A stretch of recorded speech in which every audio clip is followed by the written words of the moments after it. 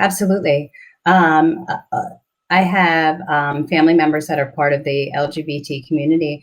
I one fought for this country to come back and to find out she doesn't have the same, rights as other people that are heterosexual.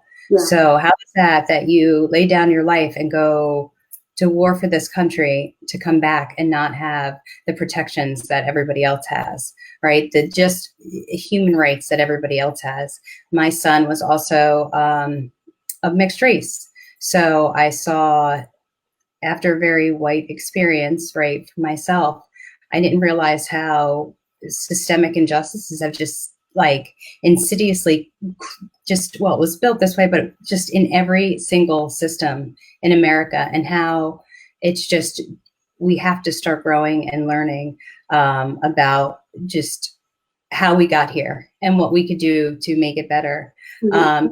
Our environment, our air quality was the best during the shutdown. Why? We weren't traveling. We could see what, our air quality that was considered good. And if we don't protect the planet, where are we going to live? Like, this is where our children have to live. This is causing damage to their health. Why isn't anyone paying attention? And when are we going to stop selling the well-being of our children and future generations to these big, corporations and, industries that are just really sucking the life out of everything? I think my middle son says we have a parasitic relationship with the earth, and he's absolutely right. We really just, we take the natural resources. Who cares about the future? But we can't do that because we have children, and we have to leave them a healthy environment so they can thrive.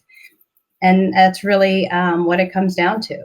We want to protect small businesses, yet we have the Delaware loophole that lets these multi-state corporations get away with not paying their taxes when our small businesses are paying their taxes, or they can divert funds. Why are we not cutting the red tape around that? And why are we stripping funding from public education when we are spending less, contributing less on a state level to public education than we were in the 70s?